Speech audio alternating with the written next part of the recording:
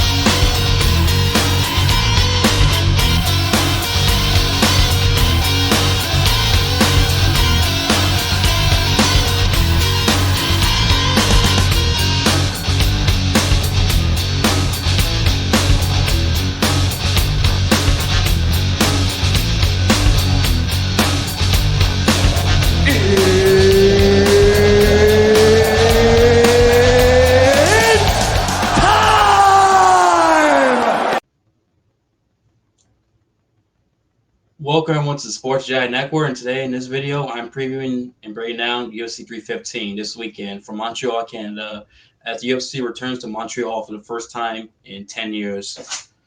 And it had been, what was the last Canadian? Actually, they did a Canadian pay-per-view 2 years ago. Never mind.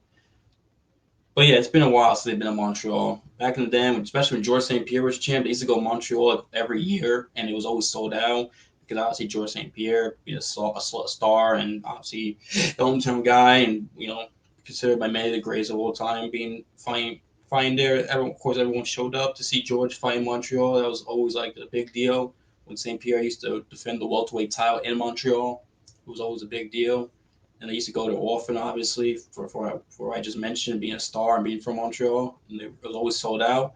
And I mentioned it's ironic because I mentioned St. Pierre, he was the welterweight champion, and in this pay per view, the welterweight championship is being defended this weekend in the main event with Belal Muhammad and Jack Della Maddalena.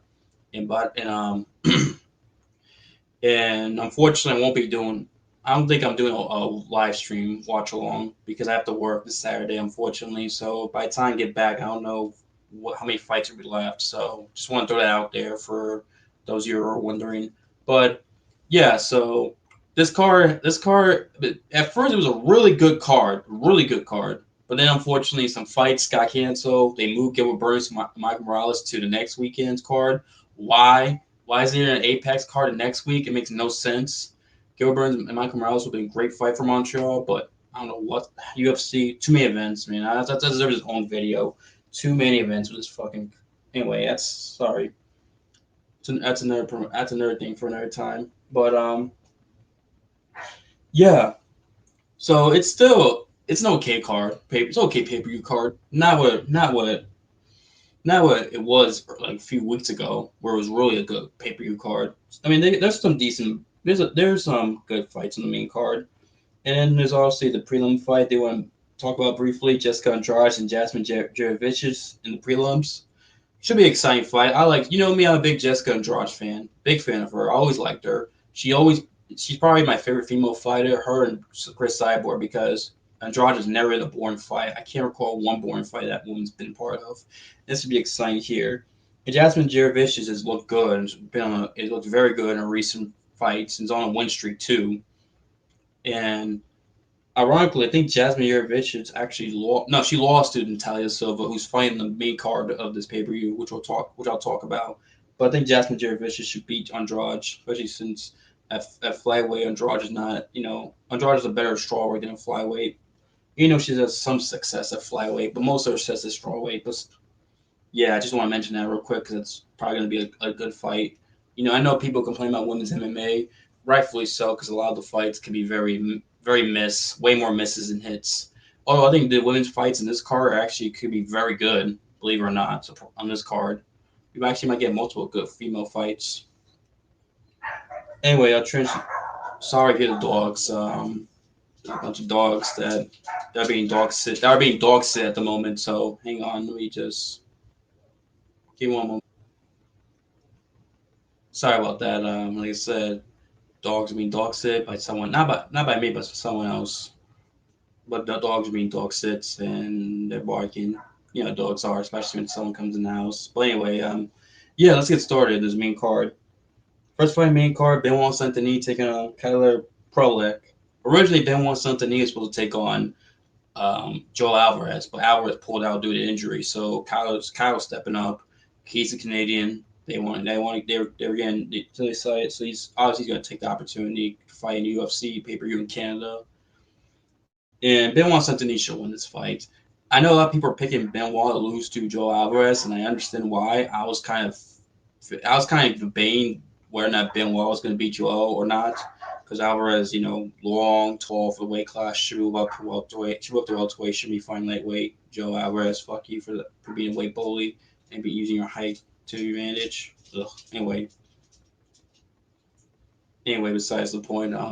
And plus Alvarez has got good skills, and Benoit's been finished the last two fights, so I can understand why people are picking Alvarez to beat Benoit, and I was considering that, but I thought maybe Benoit's wrestling and grappling. Well, Benoit being a Marauder type of fighter, I thought maybe he could maybe take Alvarez down. And we see what Surikin did. Surikin took him down. Now Surikin's obviously elite lightweight compared to Benoit, but still, there's a game plan to beat Alvarez. But anyway, so we got Benoit and Problek. Benoit's gonna win. Benoit should beat Kyle Problek. Kyle Problek and all that. He was in the UFC earlier in his career, but didn't have a lot of success. Fought in the regional scene in Canada, and he's on a 3-fight win streak. But the three guys he's fought aren't even that good. I was looking at Tapology. I was trying to see, and it's like he's not beating up good fighters. He's beating up awful fighters, like mediocre fighters. He's been beaten up in the regional scene. And this is a step up from those guys to Benoit Saint-Denis, especially in the short notice. And Benoit, it's gonna be not Benoit. Kyle Problex has had injuries and pulled up and has some fights canceled. Some of it's because of him, I believe, and maybe some of them have been the opponents.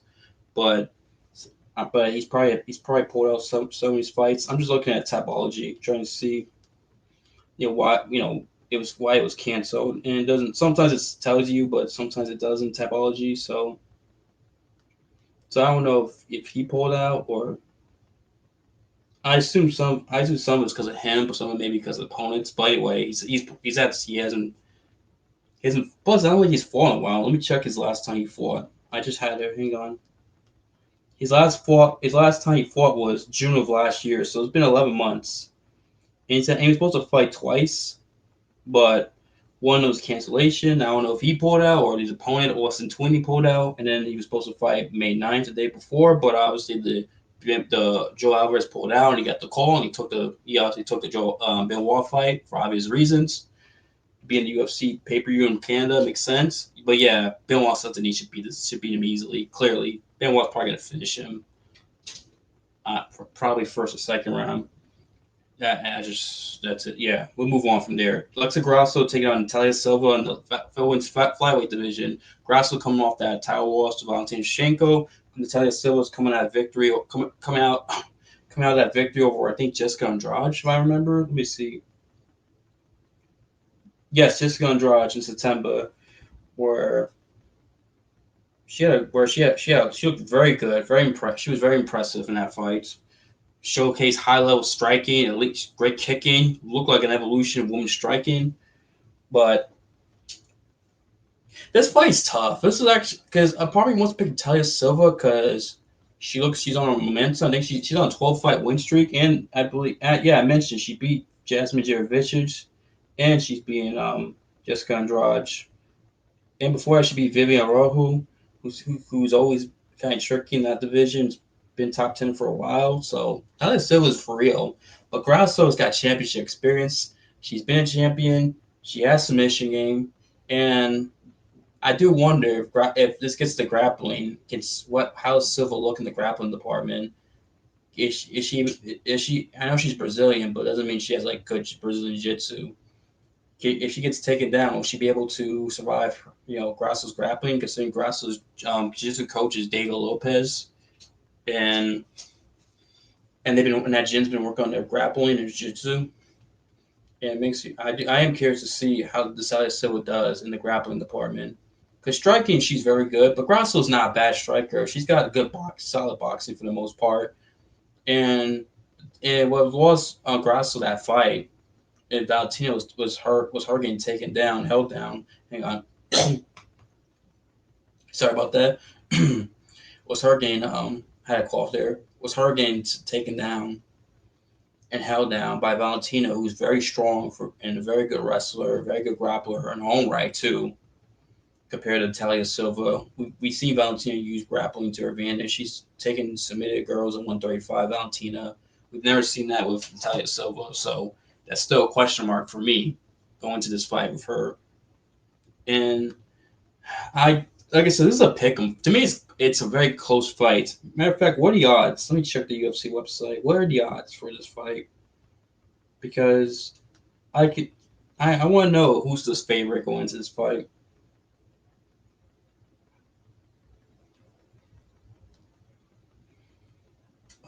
Silva's a favorite. Mine's 218 favorite. Wow. Wow, bigger odds than I expected. Damn, it's crazy. What's Grasso had a knee injury? Like, she was gonna fight sooner, but then she had like a knee injury or some injury she couldn't, where it delayed her return, and now she's coming back. So maybe that's part of it. Why Silva's the favorite? But I'm gonna go Silva. Silva's only a few years younger. Grasso's only like what 30? I think she's 31. Alexa Grasso. She's not old at all. She's pretty young. She was young when she got in the UFC, and Grasso is 31 years old. Yeah, she's 31. Talia Silva's like 27, 28. So, with that being said, sorry, my phone had someone's texting me. I'm sorry. Silva's 28, so they're not that. They're still in their prime, both women. I think Silva might be the fact she's not coming off an injury and has very like good striking, actually kicking. I think it's gonna give Grasso problems, and Grasso may have a hard time getting the grappling exchange. I think Grasso will probably win a third round, but the first two rounds lose, and then that's how Talia Silva wins. I think Silva wins 29-20 decision, but I could totally see Alexa Grasso beating her just because of championship experience, fighting better competition, arguably than Talia Silva has. So maybe that plays a factor. Like I said, this is a pick 'em fight. Tough fight for me to call. I could totally see it going both ways. Silva win decision, but I can see Grasso win decision as well, just because of championship experience and fighting better competition. And this is the toughest fight of Silva's career so far. And Silva beats her dominantly. So Talia Silva will get a championship fight next. But yeah, I'm going Silva 29-28. But I could totally be wrong. Like I said, it's a 50-50 fight. Returning from that fight to the next fight in the main card. Jose Aldo versus Amin Sabi. I'm picking Aldo. I understand Aldo's older, and you never know when the fall is going to happen. But Aldo arguably beat Mario Batista and should have gotten that victory, considering he did more damage and did more in the third round, despite Batista and that Batista just holding him against the fence and just doing nothing, and that pissed off everybody, including myself. But the thing is, with Zahabi is not exactly a strong he's not a strong bantamweight. In order to beat Aldo, you gotta be able to hold him against the fence, or be like an elite striker yourself. And Zahabi is none of those things. I know Zahabi trains with. He's the brother of Faraz Zahabi, the head coach of TriStar, the former head coach of George St. Pierre and Roy McDonald, and Arnold Allen to a certain degree. Three good fight. Those are three great fighters. George St. Pierre. Roy McDonald fought for the welterweight title and was a Bellator welterweight champion. And Arnold Allen's a top 5 featherweight who spends time in TriStar when he's not in England. But yeah, so Amien's the brother of Faraz. So you're probably thinking, oh, they're probably working a great game plan against Jose Aldo. There's a lot of footage out there. We know, there's a lot of things to know what works against Aldo, doesn't work. The problem is Abi's not a strong bantamweight to where holding him against the fence, Aldo against the fence, they're going for grappling to try to tire him out is going to work. Although it doesn't work. All those are strong bantamweights, excuse me. Got better boxing than Zahabi. Zahabi is his fights. I'm not exactly. I've seen some of his fights, and yeah, he's won them, but he doesn't really impress me. It's not like, oh wow, look at Zahabi, look at that takedowns, look at the striking. he's a solid fighter, but he's not exactly like he's a good fighter, but he's not exactly an elite fighter like that. Mario Batista, say what you want, is actually a good fighter. He's a proven fighter, despite the whole the way he fought in his last fight is although how disgusting that was. But so Batista's actually strong for his weight class, and actually is a good proven fighter. Where Zabi is not, and also Zabi's 37. He's around. I think Aldo's only like a year older than him. Yeah, he's only a year older than him. Now, Aldo's had way more fights and taken way more damage than Zahabi, but still, Zahabi is not exactly the young upcoming guy. This is like Amian started his career late. Let me see. When was his first fight? His first fight was in 2012, so 13 years ago when he was 24. Then it seemed like he was active, but then 29, then 29 from 29, he didn't fall again for 2 years. I'm trying to see like because I'm looking at his resume and he was somewhat active. 20, Okay, so he was trying to get two fights and so he fought 2012 November, didn't fight again until March of 2014. Then 2014, 2015, 2016, 2017 was active. Didn't fight 2018. 2019 fought and then didn't fight again until 2021. And then it seems like he fought once a year from 2021 2023 until 2024 he fought twice. And it's being a little bit more active now. So I was trying to see like why when he started his career and why he's how come he only has 14 fights in age 37. But I kind of understand now. Look at his typology. But yeah, it's Auto should win this fight. More experience, good boxing, like good hands. Like although we know his leg kicks, but Auto throw leg kicks like he used to. I don't think Zabi's gonna have success in pushing him against the fence and controlling him in the clinch or taking him down. I don't think he's not gonna outstrike Aldo either. Zabi. And I understand Zabi's got some knockout victories, but it's not enough to where it's like, oh my goodness, wow, look how man, you don't want to get hit by Zabi. He doesn't have that. An Auto has not done to me had nothing to worry about.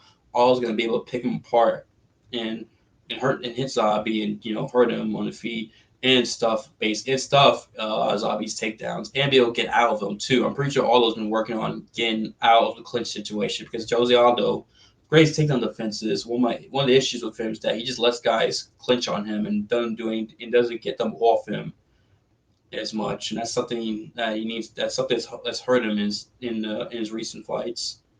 It's something he needs to do. And plus, all those fought to me better prospects than Zahabi. I mean, Mario Batista is better mentioned. Johnny Martinez is better. Martinez going into the Auto fight was on a roll. He was destroying dudes with his leg kicks. I mean, he finished two guys with leg kicks. He was beating up guys. Martinez, I thought, was a dark horse in this bantamweight division, and who knows, he could still be in the top 10. He's coming off two losses, one of being Aldo, and Aldo shut him down despite not fighting MMA for over a year and doing boxing. He just dominated Martinez last year. And I'm just gonna go with Aldo. Aldo's a big favorite for a reason. And plus, I think Zahabi fighting in Montreal, where he was bird from, might put it's a lot of pressure on him, more than usual. Fighting in your hometown where you're the favorite, and it could come back to maybe hurt him. I think personally, especially since it's the biggest fight of his career against Aldo, and you're fighting not in Aldo, you're fighting on pay per view in Montreal.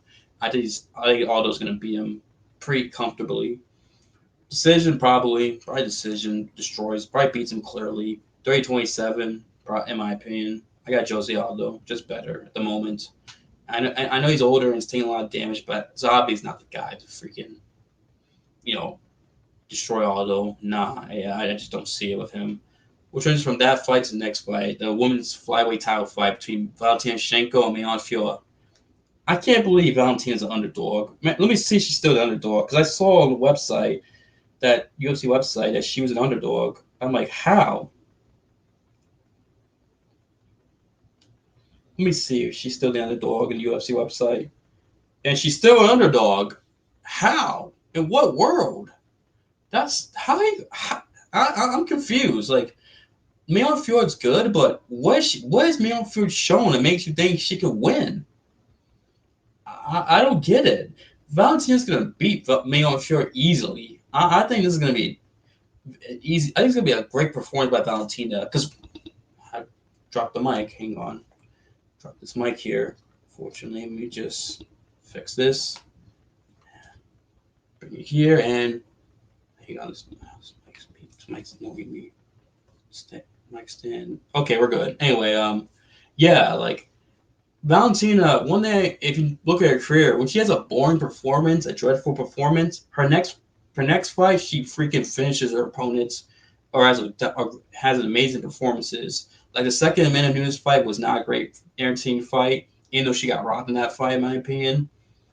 But then her next fight, I forget the girl's name. She destroyed her. That was when Mario Yamazaki, people got on Yamazaki for letting the girl get beat up so badly that the UFC finally stepped in and said they were not going to let Mario Yamazaki referee their fights. You had that. She fought Liz Carmouche, and that was a boring fight that she won, but wasn't excited. And her next performance was against Kaylin Chookagian, where she destroyed Kaylin Chookagian, finished her. And then the Jennifer Maia fight wasn't the best fight. It was a decision. Then her next fight, she finished, I think, Lauren Murphy. Lauren Murphy. No, not Lauren. My bad. Lauren Murphy. Let me get it right. After the Maia fight, and then obviously her last fight, Valentina, was not a great, entertaining fight against Grasso. She won, but it wasn't the most entertaining fight. So I expect Valentina to go out there and basically. Oh, my bad. It was the Jessica Andrade fight after the Jennifer Maia fight. She fought Andrade, and everyone thought Andrade was going to beat Shevchenko, and she took it personal and destroyed Jessica Andrade, embarrassed her. And I think she's got to do that with Manon Fiorot. Manon Fiorot is good. She's good, but the thing is, Rose Namajunas gave her a much more competitive fight than the scorecards indicate. I know Rose broke her hand, but still, she gave her a super competitive fight, one of her tougher fights. And I think in Rose Namajunas is almost like who said it? Somebody said it. I remember. I know Guru said it in his preview video, so I do want to give him credit, and he's correct. He said that Rose Namajunas is basically the was it lamer version of Valentina, or the I forget what the term he used, but she's like the weaker version of Valentina, and which I agree with that take that Rose Namajunas is the weaker version of Valentina, and Manon Fiorot had a tough fight against her, and Manon Fiorot against Erin Blanchfield. Blanchfield, for some odd reason, didn't want to do single double legs, didn't try to, just try to do clinch fighting. And her hands were not that. And Erin Blanchfield didn't exactly throw a lot of strikes, either, try to, and just fought a bad fight against Manon Fiorot that was frustrating to watch, and that's why she won. That's a big reason why Manon Fiorot won that fight, her last fight. And I just don't. And plus, Manon Fiorot hasn't fought. Valentina is a good wrestler and grappler. Now Blanchfield might be better, but the problem is, but unlike Blanchfield, Valentina is going to set up her takedowns very well. It's actually go for single, double legs as well, not just clinch work. She's actually going to mix it up and actually give Manon Fiorot something to think about. And I could argue Valentina's a better striker than Manon Fiorot, way better. She's proven in the UFC. She has a bunch of Muay Thai fights. She's fought boxing. She's better. I mean, Valentina Shevchenko has shown no signs of slowing down. Arguably, in the second Grasso fight, I think she should have won that fight, if my memory serves me. Yeah, she should have won. The fact they gave that fifth round 10-8 to Grasso was complete bullshit, because that was not a 10-8 round. That fifth round in the second Grasso-Valentina fight, if the judges got that correctly, Valentina would have won that fight. So Valentina is still one of the best female fighters in the world. She still leads. She has the ability to take Manon Fiorot down. She knows how to set her takedowns well. It's going to give Manon problems, and it's going to force force her to be hesitant in feet. Manon Fiorot, which Valentina could use her advantage to catch her with a head kick like she did Jessica I back in the day, or Valentina's going to be able to strike her very well and leg kick her and do punches and just beat up Manon Fiorot. I think she's just a better fighter overall, better grappler, better wrestler, better. She has a submission game too, Valentina. She's submitted girl, so she can submit Manon Fiorot. And she's just better striker, Valentina. She's just better. Like the fact she's an underdog is insulting. It makes no fucking sense. If I was I'm tempted to bet on Valentina for real. No betting advice, not getting out there, but it's tempting me almost to bet on Valentina to win. I can actually make money. But in my opinion, Valentina should win. This is insulting to Valentina. It makes no sense that she's the underdog. I'll transition from that fight to the main event. Belal Muhammad defending his welterweight championship against Jack Della Molina. Jack Della Molina is on a 17 fight win streak. He started his career 0-2 and has won 17 in a row since. Come on, that victory over Gil Burns in last March in Miami, that comeback victory. And Belal Muhammad's come off that victory over Leon Edwards, where he beat Leon Edwards to take the title. Now, I hate Belal Muhammad. If you watch the channel, you know I'm not Belal Muhammad fan. I can't stand the dude. But I don't see Jack beating Belal Muhammad. I just can't see it. I gotta keep it 100 with you. I don't see it. There's nothing in Jack's game that tells me he can beat Belal. I think people want to believe it. People want Jack to win because it's Belal. And Jack's a fun fighter to watch. He brings violence. He's fun. His boxing is good. Is elite. But the problem is he's not going to be able to push Belal against push the pace on Belal and force Belal to move back. He won't be able to. Belal, I understand Belal doesn't want to get hit with a bunch of shots from Jack. That's true, but Belal's got the wrestling advantage. He doesn't get tired. I know Belal doesn't finish guys, but doesn't get tired. Doesn't has a wrestling advantage. Jack is good getting up his feet at times, but Jack also showcased bad wrestling defense, bad grappling defense, especially when he can't get up his feet. I know he's training with Craig Jones, but how long has he been training with Craig Jones? Craig Jones helped Volkanovski out, but still, I mean, Volkanovski has not fought. It's not like I'm wearing the Volkanovski shirt, but Volkanovski, I don't think has fought a grappler to the level of. Well, actually, yes, he has. Islam Makhachev. Actually, you know what? What am I saying? He did well against Islam the first fight. He did better than expected. Close fight.